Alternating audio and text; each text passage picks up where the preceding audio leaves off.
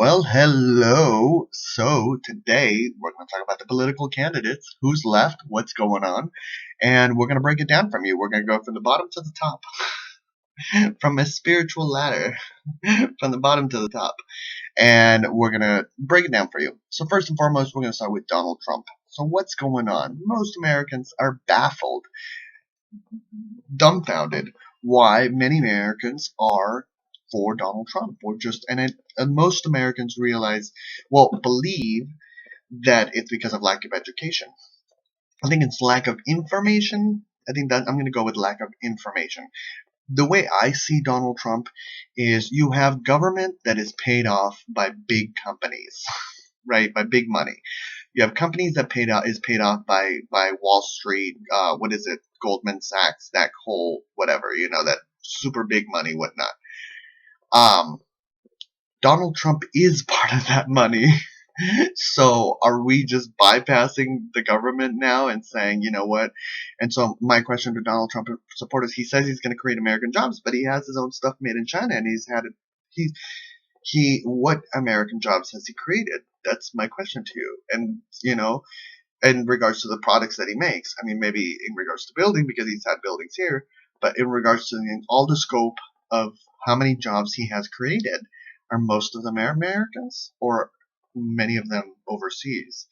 And I personally, when I first heard his speech, he would say his words were, that he looks up to the Chinese government, which is a communist government.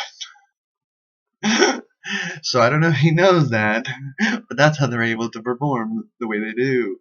Um, so, and then there's other, what was it? I feel obligated to buy Chinese products. So I'm confused. I'm confused. How is a person who says these kind of things going to buy American products? I do understand that Donald Trump is tapping into and saying the things that Americans want to hear, and I understand that he's saying the empathy of what is happening. But when you look at his returns, when you look at the businesses that he's created, when you can't run a school, how can you run a country? Like, seriously, like, when you can't, if this school had been successful, I'd be like, you know what? Okay, when you can't run, I mean, and it's not just a school, there was also some other situation. It's just, the breakdown is just, it's consecutive. So I don't understand how anybody, so he is big money. He's had businesses that where people have lost out tons of money.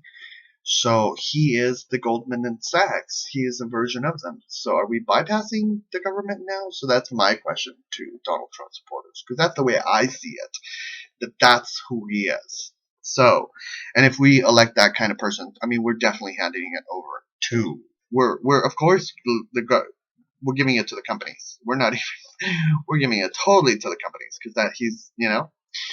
So there's that. Then we've got Ted Cruz. Now, Ted Cruz is the person who in Texas tried to pass a bill where they went against the sale of dildos. Now, this may seem really funny to you and be like, oh, that's funny. But at a spiritual level, for instance, take what if a husband had gone to war and he is unable to use the bottom half of his legs, and he just happens to be in a wheelchair and he wants to pleasure his wife. And so he can't own a dildo in Texas.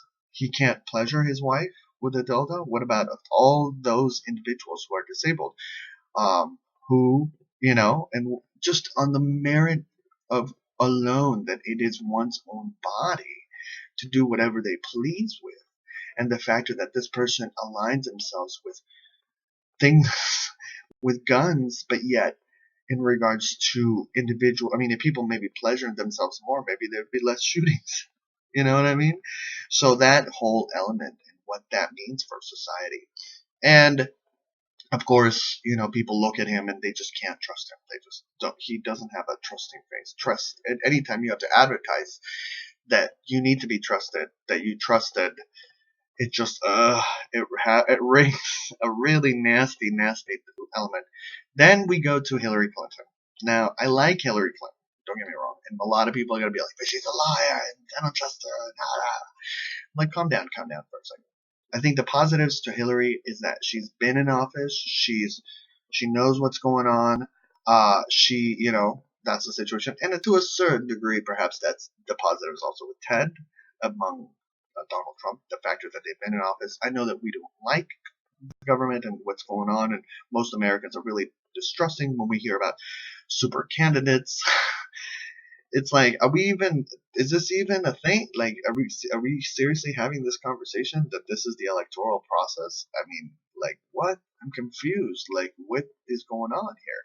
So I think that Hillary Clinton, and this, for me though, is the dodginess. It's the lack of being progressive. It's the lack of unity. It's the lack of desire for all Americans to its fullest sense.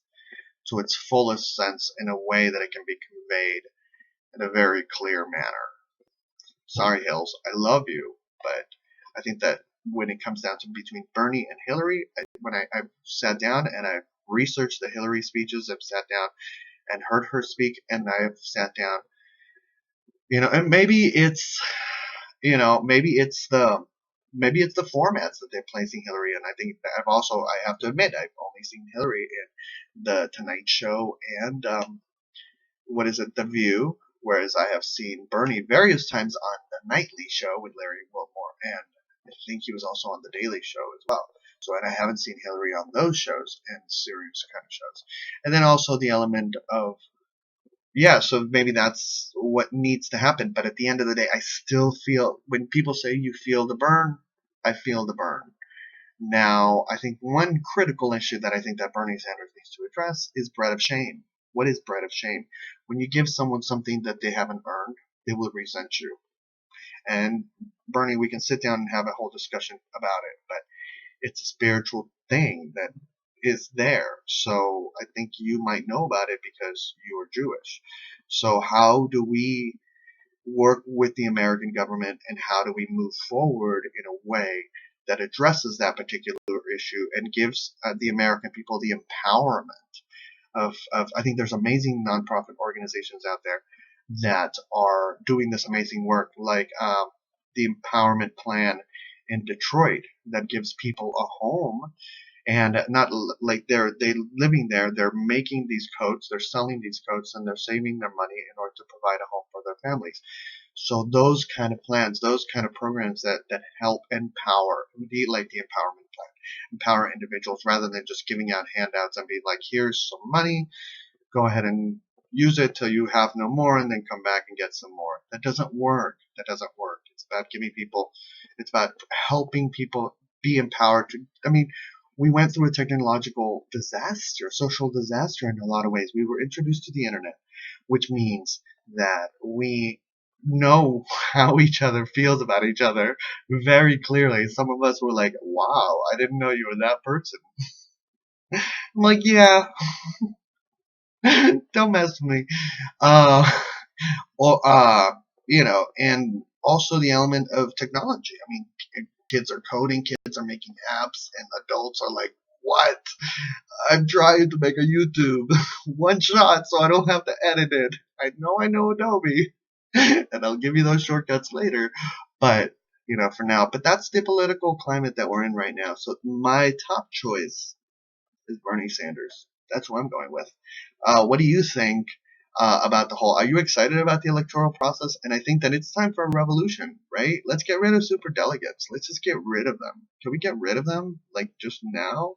And also the two things that I recommend: get rid of super delegates, and everybody has their caucus or whatever at the same time. We all have it all at once. No, like, Ohio goes first. And then also, what is that thing that they do where they swap around and it always happens in that one state? No, we switch it up, all right? I'm sorry, honey. You had it long enough, okay? We'll take it from here. It'll either be in Texas or Oklahoma. Hey, all y'all states, that shit ain't real. Have it come to your state. Take care, and I wish you a wood for your